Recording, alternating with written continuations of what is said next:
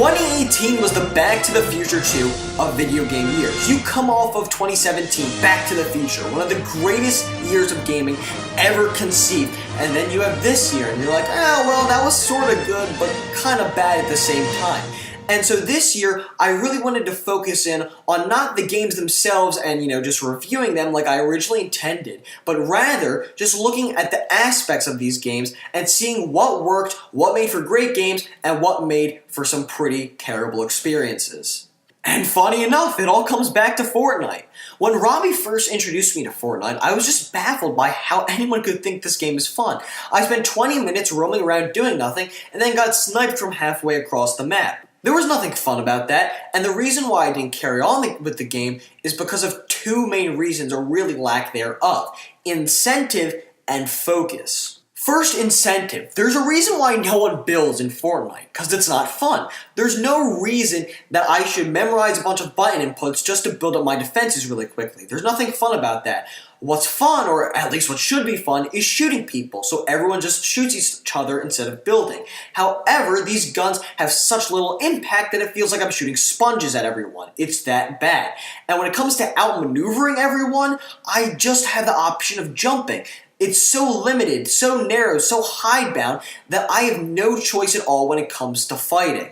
All these battles boil down to who has the quicker reaction time and who can jump faster, and that's not really an engaging combat system. Why would I spend hours on end just so I can have a 0.01 reaction time to someone coming through my screen? Why the hell should I try and memorize all these button inputs to build up this whole tower just so I can win a couple of games? It just makes no sense. And this problem isn't just related to Fortnite. It just persisted throughout the year, specifically in multiplayer titles. Monster Hunter World. Why would I spend hours on end grinding just so I can experience the slowest ass combat system ever and fight something for like 40 minutes on end? Why should I wait 5 to 7 minutes at a time for Dragon Ball FighterZ just to experience a match? And hell, even then, I may pick 3 characters that are not fun at all to fight as, so why should I wait another 5 to 7 minutes just to play another game? Why in the world should I destroy my thumbs just doing charged cross-court shots over and over again in Mario Tennis Aces repeatedly and repeatedly until someone messes up, because that's basically what every single online battle came down to for me. None of these games gave me incentive to keep on playing them. And you know what? They're not the only victims, because single-player games had these problems as well, specifically with these Nintendo ports, Jesus Christ. Bayonetta 1 and 2. Why would I even attempt to create some creative strategy going into a combat encounter when I can just cheese everything by doing it my own way on the hardest difficulty? Why will I get better when I'm just given a screw you, you suck bronze trophy at the end of every fight? Devil May Cry figured out this problem like 13 years ago, okay? After every single combo is initiated, they tell you how good it is and how you can improve. And that gives me incentive to constantly push myself. What doesn't give me incentive to push myself is a constant reminder that I suck at the combat after every single fight despite me winning. And it's even worse in the case of Donkey Kong Tropical Freeze. I truly feel that I got no worth out of this game because I steamrolled it in like 2 days. All because of the fact that this game was so easy that I used all my partners as shields, as buffers, so I could just ram through everything else as Donkey Kong. It just wasn't worth it for me to stop and look at everything. Oh wow, it's so pretty, when I can just complete it immediately. What made the first game work is that there was the greatest incentive of all to stop.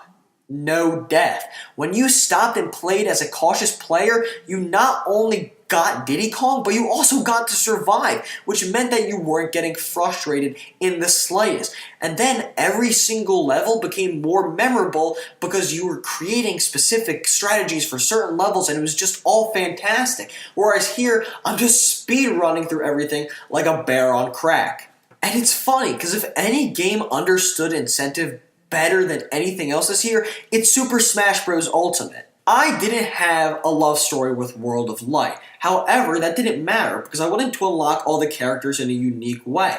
And World of Light offered that to me. So I kept on playing and playing. And you know what? I experienced stuff that I wouldn't have otherwise if there was no incentive. But because there was incentive, because there was that tantalizing idea of me unlocking a character, I kept on playing and experiencing stuff that was really fun. And so that just led me to naturally play the game out of my own desire. This ain't no Dragon Ball FighterZ where I have to go through some convoluted ass process and pick the region I'm in the United States, which I didn't even know, to play an online match. This ain't no Monster Hunter World where every single encounter takes 40 minutes. This ain't no Mario Tennis Aces where I'm doing the same thing over and over again in each match. The matchmaking itself is fast and fluid. 9 times out of 10, it works perfectly and my connection is just silky smooth. None of these fights take too long. Every single fight feels different. And because this character roster is just so perfectly balanced and I'm teased consistently and really painfully of this idea of winning and getting better and just becoming this ultimate Smash player and being a top tier guy, I just keep on playing. And I just keep on experimenting with these different characters to see who's going to be my true main. And I keep on going into training, something I've never done before, in order to get better. I'm that desperate because the game is just so addictive. And you really got to give credit to Smash Ultimate because it was a diamond in the rough in a year full of multiplayer titles that I could wipe my ass with. Sea of Thieves and State of Decay 2. Microsoft, what are you doing with your first party titles? Both of these games were slammed for the same faults. Both felt like unfinished, half-baked, and barren games that just simply did not live up to what they were supposed to be. Black Ops 4 sold out in order to make more money and go all Fortnite on everyone. Battlefield 5, EA, oh man, if there's one thing you gotta praise about EA is that they are consistent in screwing everything up. Not only did they pick the shittiest release window possible, but they also alienated their entire fan base by not only trying to rewrite history, but then calling people uneducated and telling them not to buy their game. I mean, what the Fallout 76, that's what I meant to say. Fallout 76 is such an insult to everyone who's ever believed in Bethesda. Good lord, you have a multiplayer game that not only just removes everything good about the Fallout games, which is not even that much to begin with, and then proceeds to not even be functional. This thing was straight up broken on launch, and then, against all odds, Bethesda has these overpriced holiday gifts for everyone so they can have cool cosmetics. I mean, what an insult. What a disgusting ploy by Bethesda to make a quick sale on something, all in order for them to just benefit off such a stupid trend. Multiplayer failed this year. But at the same time, it's not like single-player games did that awesome either. A lot of people are getting sick of indie games because they're using the same art and the same style over and over again. And while we have some other interesting stuff next year, like our next Lord and Savior, Untitled Goose Stealth game, besides that, there's just not that much interesting stuff. And open world games didn't fare much better, and well, it comes down to a matter of focus going back to the Fortnite. I think the combat of Fortnite would be more tantalizing if perhaps you were constantly experiencing it, if you were constantly fighting people in a smaller map. However, that's not the case. You rarely fight people in this huge-ass map, and it comes down to a lack of focus. Epic Games wants to have this huge world that everyone can just go around and it's like this 30-minute just grudge match, but they also want to implement this building and have this whole dynamic combat here. But because they don't want to really commit to either, the world itself isn't that interesting and the combat is barely fulfilled. Far Cry 5, you want to have your good old tune Far Cry game, but you also want to make a comment on America. And guess what? That just sent every single gaming journalist and their grandmother into a tailspin trying to make a comment on how this game wasn't making enough comments on America. I mean, it just didn't work. And Ubisoft made the same mistake later in the year. They want to have this full deep RPG like The Witcher 3 and with Assassin's Creed Odyssey, but at the same time they're like, you know what, no. Screw that tailing mission over and over and over again. And wait, that's not all. We also gotta acknowledge that Pokemon Let's Go, Pikachu and Eevee tried to trick everyone into thinking it was an actual Pokemon game upon its initial reveal. Everyone was like, oh my god, well it's a remake, but like who cares, it's Pokemon on Switch. Well, not really, it's sort of just, trying to go for the normies and stuff, and then it just turned into an absolute shit stain. And of course, the coup de grace of the year, Red Dead Redemption 2. I recently watched a video by Nakey Jakey highlighting how poorly this game uses its focus, and I thought it was nothing short of absolute brilliance. I'm not going to go too in-depth to it because I'd rather you just watch his video, but basically what he says is that this game tries to be Uncharted 2 and Breath of the Wild at the same time, but fails to be both because it can't be both at once. I mean, it tries to be Uncharted 2 with all these set pieces, but then you have so many missions that are just not fun at all and play out the exact same way. And the combat system is just worse than Fortnite, which is already bad in and of itself. There's no attention paid to the characters that actually matter, and it just creates for an underwhelming experience on that front.